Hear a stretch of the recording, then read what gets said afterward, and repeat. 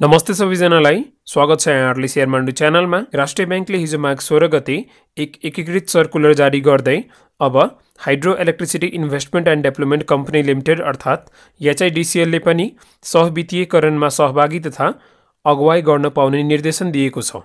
यसका साथ यो कम्पनी चाहिँ नेपाल राष्ट्र बैंकको आंशिक नियमनमा गएको छ। यसका साथ HIDCL कम्पनी चाहिँ नेपाल राष्ट्र बैंकको पार्शियल रेगुलेसन भित्र चाहिँ पर्नेछ। राष्ट्रिय बैंकको माघ 3 गते बसेको सञ्चालक समितिको बैठकले बैंक तथा वित्तीय संस्थाको ऋण असुली ऐन 2058 संशोधन सहितको दफा 3 घ बमोजिम HIDCL लाई पनि उक्त ऐनको व्यवस्था लागू हुने वित्तीय संस्थाको रूपमा तोक्ने निर्णय गरेको छ। त्यसैले आजको यस भिडियोमा म तपाईहरुलाई यो कन्सोर्टियम फाइनान्सिङ अर्थात् सहवित्तीयकरण भनेको के हो यसको बारेमा सम्पूर्ण जानकारी दिन जाँदैछु। त्यसैले यो भिडियो चाहिँ अन्त्यसम्म हेर्नु होला। र भिडियो अन्त्यसम्म हेरिसकेपछि यदि तपाईले कुनै पनि कुरा राम्रोसित बुझ्नु भएन भने त्यो चाहिँ कमेन्ट बक्समा सोध्न सक्नुहुन्छ र साथै त्यो प्रश्न चाहिँ तपाई हाम्रो फेसबुक ग्रुपमा पनि राख्न सक्नुहुन्छ। ग्रुपको लिंक डिस्क्रिप्सन बक्समा छ, त्यो लिंकमा क्लिक गरेर एकचोटी हाम्रो फेसबुक ग्रुप चाहिँ भिजिट गर्नु होला।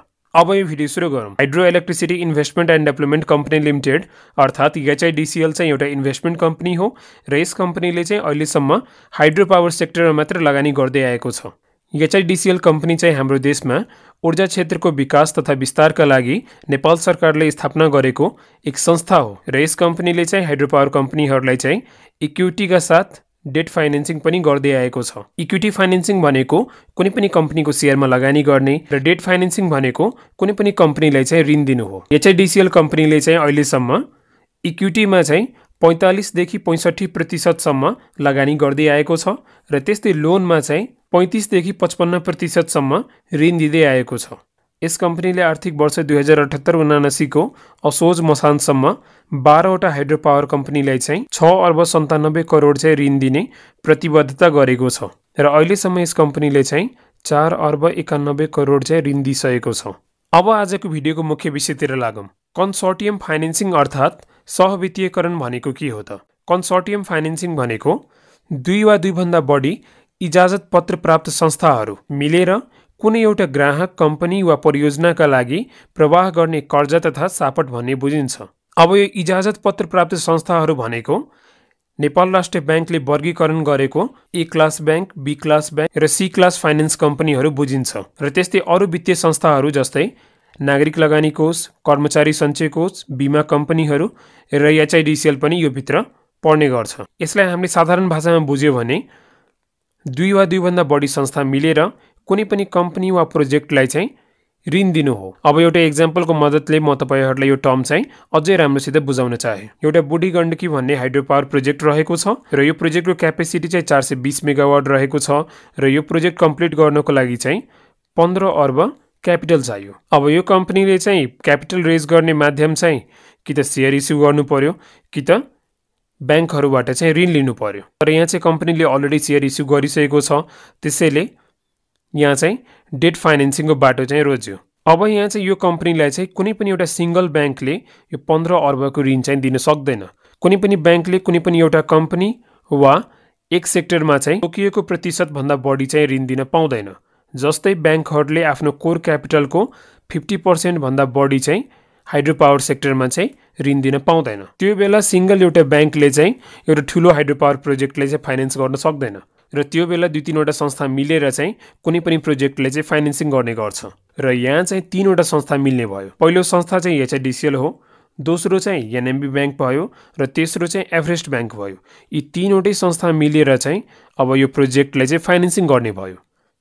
अब यसमा चाहिँ HIDCL ले 6 अर्ब हाल्ने भयो र बाँकीको दुईवटा बैंकले चाहिँ 4.5 अर्ब हाल्ने भयो र अल टुगेदर यो बुढी गण्डकी हाइड्रो पावर प्रोजेक्टले चाहिँ 15 अर्ब ऋण पायो र यसलाई नै कन्सोर्टियम फाइनान्सिङ भनिन्छ। अब यो कन्सोर्टियम फाइनान्सिङमा चाहिँ को इन्भल्भ हुन्छन्? मेजर पार्टीहरू को छन् त? यसमा तीनवटा पार्टीको मेजर इन्भल्भमेन्ट हुन्छ।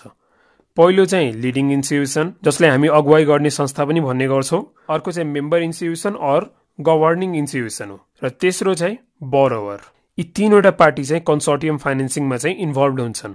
अब लिडिङ इन्स्टिट्युसन भनेको जुन संस्थाले धेरै ऋण दिन्छ अथवा जुन संस्थासित धेरै रिस्क बियर गर्ने क्यापेसिटी छ त्यो संस्था नै लिडिङ इन्स्टिट्युसनमा चाहिँ पर्छ। जतिवटा फाइनान्सिङ गर्ने संस्थाहरू रहेको छ ती मध्ये जुन संस्थासित बोरोवरसित राम्रोसित डिल गर्ने एक्सपिरियन्स रहेको छ त्यो संस्था नै लिडिङ इन्स्टिट्युसनमा चाहिँ पर्ने गर्छ र अरू संस्थाहरू चाहिँ मेम्बर इन्स्टिट्युसनमा पर्छ। यो बुढी गण्डकी हाइड्रो पावर प्रोजेक्टको फाइनेन्सिङको बेला चाहिँ 3वटा संस्थाको इन्भल्भमेन्ट रहेको छ।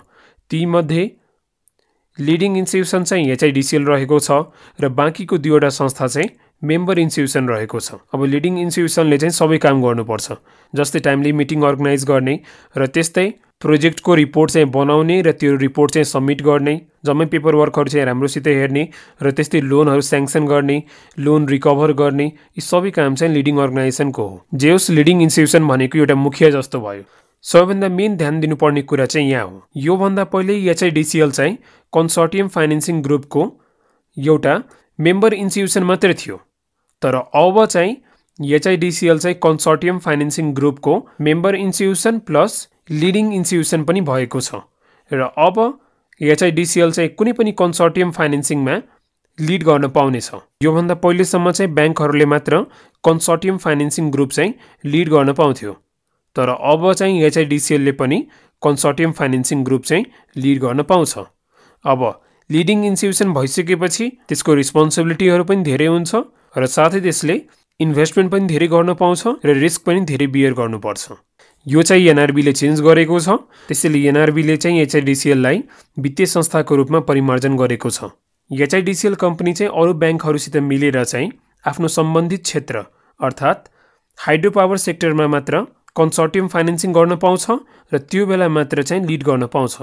कुनै पनि हाइड्रो पावर प्रोजेक्टलाई चाहिँ कन्सोर्टियम फाइनेन्सिङ गर्यो भने त्यो बेला चाहिँ HIDCL चाहिँ लिडिङ इन्स्टिट्युसन चाहिँ बन्न पाउँछ।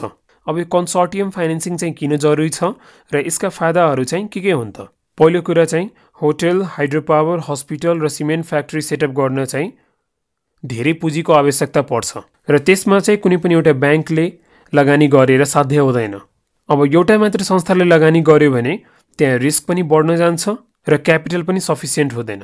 र अर्को कुरा चाहिँ NRBले चाहिँ रेगुलेसनहरू बनाएको छ र त्यो रेगुलेसन अन्तर्गत चाहिँ ब्याङ्कले सफिसियन्ट फन्ड चाहिँ प्रोभाइड गर्न सक्दैन।